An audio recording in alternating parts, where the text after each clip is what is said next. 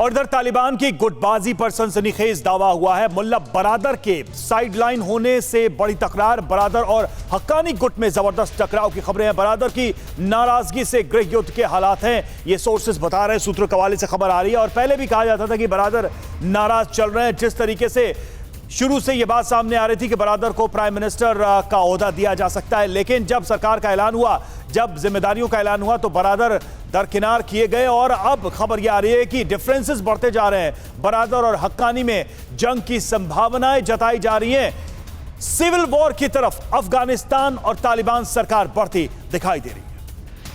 तो देखिए, बड़ी बात यही है कि बरादर और हक्कानी गुट अब आपस में भिड़ते हुए नजर आ रहे हैं, जिनके बारे में रवि ने आपको बताया। यहां यह समझना बहुत जरूरी है कि इतनी जल्दी ये आलम कैसे आ गया, आपस में ही कैसे भिड़ गए तालिबानी। ये देखिए, मुल्ला बरादर हक्कानी को ज्यादा तरजीह देने के खिलाफ है और हक्कानी नेटवर्क को ज्यादा तरजीह दी गई है पाकिस्तान के इशारे पर। यह बात बिल्कुल साफ है रवि। और हक्कानी नेटवर्क कहता है कि सत्ता में ज्यादा हिस्सेदारी जो है वो हमारी होनी चाहिए, और इसके लिए पूरा जोर लगा दिया हक्कानियों ने।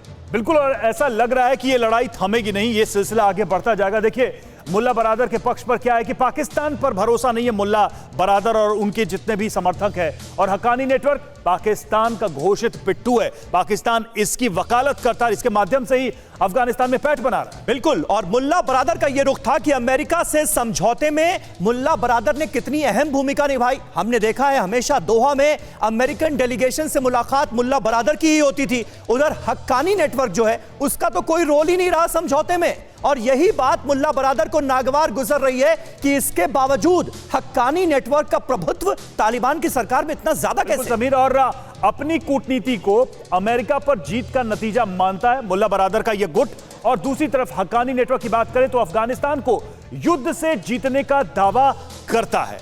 हक्कानी नेटवर्क को लेकर न सिर्फ अमेरिका बल्कि पाकिस्तान में भी कितने अलग अलग राय हैं, यह भी साफ साफ नजर आ रहा है। बिल्कुल, और मुल्ला बरादर को एक तरह से स्वाभाविक पीएम माना गया, लेकिन अंत में न जाना क्या हुआ कि तालिबान सरकार की तस्वीर ही बिल्कुल बदल गई। हक्कानी नेटवर्क जो है वो यूएस की वापसी होते ही अड़ंगा लगाने लगा, और लग नहीं रहा था, लेकिन जब सरकार का चेहरा सामने आया, सरकार के तमाम चेहरे सामने आए, तो उसमें हक्कानी नेटवर्क का जो दमदार रोल था उसने सबको चौंका कर दिया। और एक नाराजगी मुल्ला बरादर गुट की यह थी कि आईएसआई की जो दखल अंदाजी थी उससे उनको नाराजगी थी।